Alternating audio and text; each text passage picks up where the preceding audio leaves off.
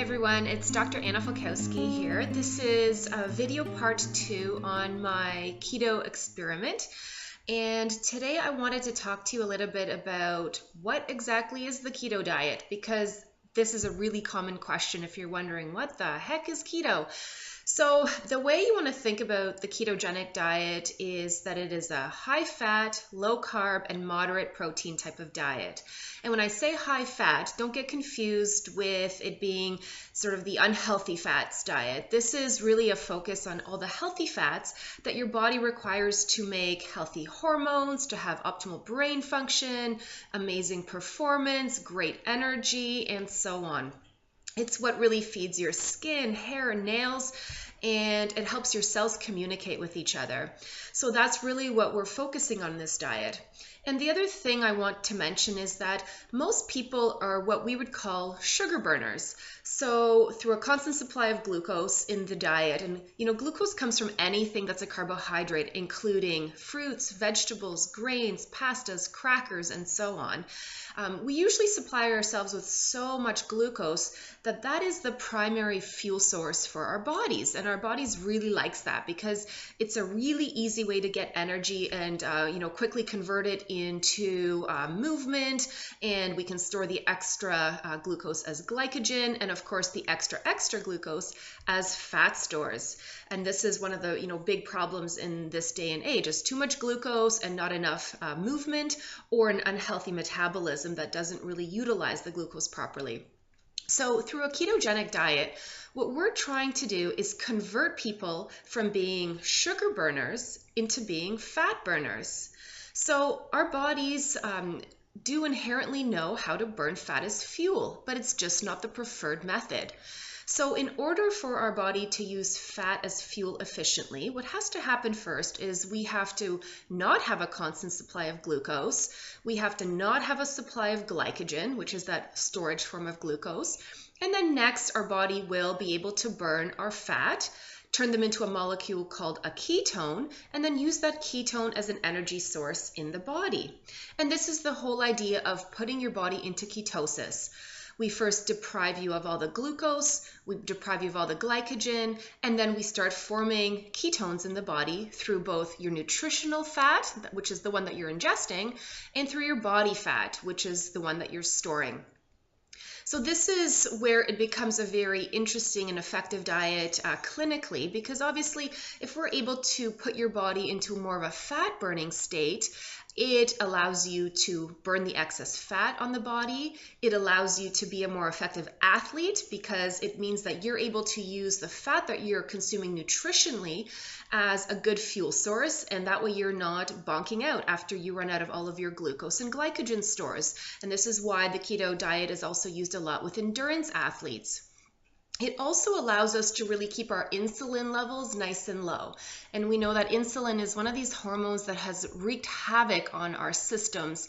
It is associated with things like type 2 diabetes, polycystic ovarian syndrome, and even Alzheimer's is now sort of being looked at as possibly being a type 3 diabetes situation. So we know the constantly high levels of insulin in the body do so much damage. And it definitely does, contribute to the destruction of our brain neurons. It increases the how quickly we age as well. So you will notice, wrinkles forming more quickly. You will notice your skin doesn't look very healthy. You get that kind of gray complexion. So, and it also actually breaks down collagen, and collagen is, a really important protein in our bodies because it makes up skin, hair, nails, joints, and so on. So that is what the ketogenic diet is all about. It's all about starting to produce ketones as fuel and not relying on sugars all the time. And what happens is when you follow this low carbohydrate, high fat diet, your body is forced to take that fat and to develop the enzymes, which are in our liver, to convert that fat into fatty acids and then make it into ketones. So when somebody eventually, enters the state of ketosis, which can take anywhere from, 3 to 4 days up to 2 weeks in some individuals, that's when we start to actually pee out those ketones, and this is where you can test and see whether you are truly in ketosis. And in essence, when you think about it, the ketogenic diet really turns you into a fat burning machine, which is amazing because so many people struggle with, burning their own body fat or even being able to use their nutritional fat efficiently as a fuel source. And we used to have to be able to do this, back in the days of the cavemen where food was scarce and you might have gone hours or even days without any food. Our bodies had to be able to access the fat in our bodies to provide it with fuel so that we didn't die. In this day and age, because of the constant supply of sugars, we have just really lost that ability. It's still in us, but we just don't practice it any longer. What the keto diet is not, it is not a starvation diet. It is not meant for somebody who is looking at it as just a different type of caloric restrictive diet. So we certainly don't recommend that. It's not about, switching to a keto diet and all of a sudden restricting your caloric intake.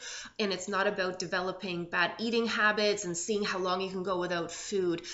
So, if your mindset is like that, and maybe you have some unhealthy eating patterns, I would say really address those first, because we don't want to really support those types of, disorders and ways of thinking. The ketogenic diet is also not an excuse to eat bacon and mayonnaise all day long, although those things are allowed on the ketogenic diet. And what I find with the keto diet is that it is a very balanced diet if you do it the right way. It has really opened up my own menu planning, and it's nice to be really focusing on some different foods that maybe I didn't enjoy as often. And, certainly if you're doing the keto diet well, you're still including an abundance of vegetables. So you're getting lots of fiber and antioxidants, and you're enjoying different protein sources. And it is not a high protein diet. That's the other thing I want to point out. So it's not about eating, huge pieces of meat and lots of fat. It's just about, getting moderate protein in and focusing more on the fat, and then getting your carbohydrate from things like green leafy vegetables and high water content vegetables such as celery and cucumber and peppers and tomatoes, and then a little bit of all the other ones, the starchy vegetables as well. And really in the standard ketogenic diet, there are some guidelines. So the recommendation is that you get about 65 to 80% of your total calories in the day from good quality fats. Your protein might range from 15 up to 30% on the high end of your total calories.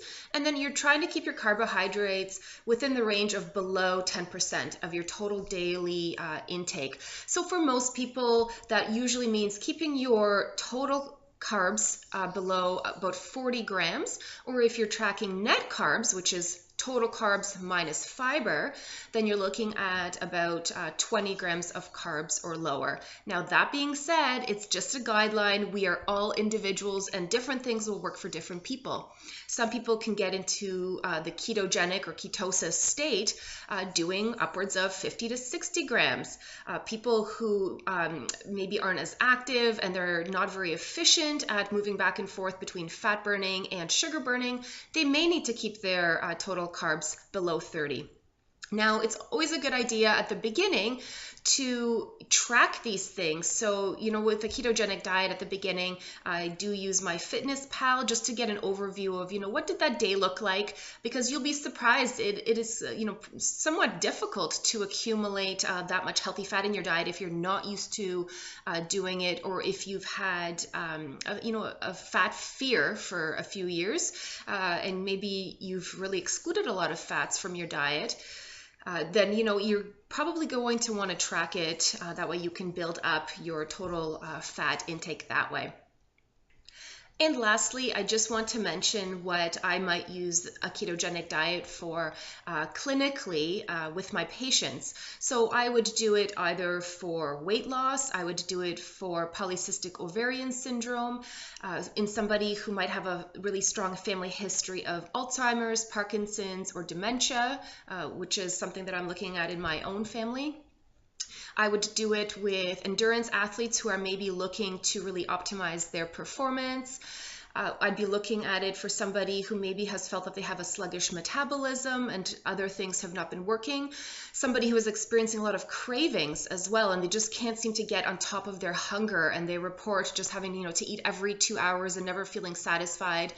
I might do it with somebody who has been, calorie counting and it's not working for them, and they're just sick and tired of looking at their meals every day, because this is a really satisfying diet. And often when you are incorporating as many fats as we're talking about, you can go hours between meals without even thinking about snacks, because your body just tells you that it doesn't need it. Some other things would be mood disorders. So somebody who has intense anxiety, depression, just, nourishing the brain with these healthy fats can really help settle down the central nervous system. So that's very helpful. And somebody who does have hormonal imbalance, so maybe they don't have the precursors to form healthy estrogen, progesterone, or testosterone, those individuals can also really benefit from the ketogenic diet. So if you found this somewhat helpful, I will be doing a few more topics on the keto diet. I will be doing some helpful tools to get you started, things that you should be aware of when starting a ketogenic diet, and I will share with you my own experience and what I've noticed over the last couple weeks with the ketogenic diet. So if you would like to see more videos, please subscribe on YouTube to my channel. It's Dr. Anna Falkowski. Hope that was helpful. Take care.